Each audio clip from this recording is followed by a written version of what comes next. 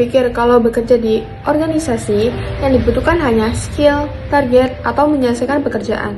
Tetapi setelah saya mempelajari tentang organizational behavior, saya sadar bahwa sebenarnya yang membuat organisasi lebih kompleks ialah bukan pekerjaannya, melainkan manusianya.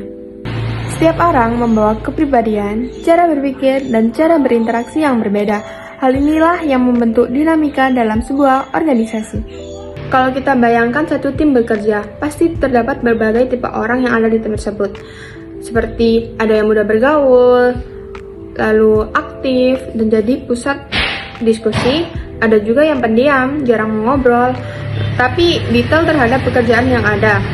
Pada awalnya itu mungkin terlihat biasa-biasa saja, namun dalam konteks organizational behavior, hal tersebut sangat berpengaruh, karena dengan adanya hal itu, kita dapat mengetahui bagaimana tim bekerja, mengambil keputusan, atau bahkan konflik bisa muncul. Namun, fenomena tersebut menurut saya membuat organisasi lebih menarik, karena dengan adanya itu, kita bisa melihat bahwa organisasi bukan hanya tentang sistem, tetapi tentang beragam manusia yang ada. Salah satu konsep yang cukup menarik dalam memahami hal ini adalah Big Five Personality Traits. Konsep ini menjelaskan bahwa kepribadian manusia bisa dilihat dari beberapa dimensi, seperti keterbukaan terhadap pengalaman baru, kedisiplinan, kemampuan bersosialisasi, kemampuan bekerja sama, sampai stabilitas emosi.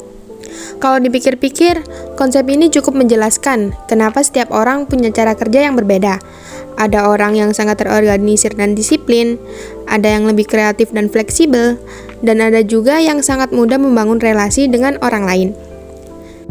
Menurut saya, perbedaan ini bukanlah kelemahan, namun justru dengan adanya kelemahan itu, kita dapat saling melengkapi satu sama lain.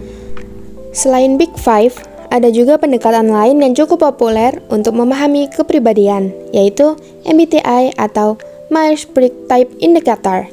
MBTI membagi kepribadian berdasarkan 4 dimensi utama. Yang pertama adalah introvert dan extrovert, yaitu bagaimana seseorang mendapat energi. Ada yang merasa lebih nyaman saat banyak berinteraksi dengan orang lain, tapi ada juga yang justru lebih nyaman bekerja sendiri.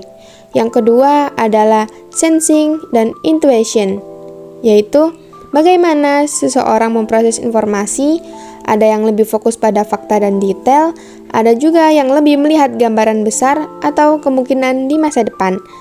Yang ketiga adalah thinking dan feeling, yang berkaitan dengan cara seseorang mengambil keputusan. Ada yang lebih menggunakan logika, ada juga yang lebih mempertimbangkan perasaan dan hubungan antar manusia. Dan yang terakhir adalah judging dan perceiving, yang menunjukkan bagaimana seseorang mengatur pekerjaannya. Ada yang suka semuanya terencana, ada juga yang lebih fleksibel dan spontan. Dari kombinasi ini muncul beberapa tipe kepribadian yang berpengaruh dalam interaksi ataupun cara bekerja dari tiap individu terhadap organisasi. Kalau melihat dunia kerja yang sekarang, dapat kita lihat ada beberapa fenomena yang menarik. Misalnya job hopping, di mana seorang pekerja berpindah tempat bekerja dengan waktu yang cukup cepat. Lalu ada juga yang namanya fenomena ghosting dalam proses rekrutmen, atau bahkan burnout yang sering dialami oleh pekerja. Dalam fenomena tersebut dapat dilihat bahwasannya hubungan antara organisasi dan individu sedang berubah. Dan generasi sekarang mungkin tidak hanya sedang mencari pekerjaan, namun juga mencari lingkungan kerja yang sesuai dengan kepribadian, nilai, dan juga keseimbangan hidup mereka. Dari materi organization behavior ini, saya menyadari bahwa memahami organisasi berarti memahami manusia. Setiap manusia atau setiap individu memiliki kepribadian, cara berpikir, cara bekerja, dan interaksi yang berbeda-beda. Namun, perbedaan itu bisa menjadi tantangan.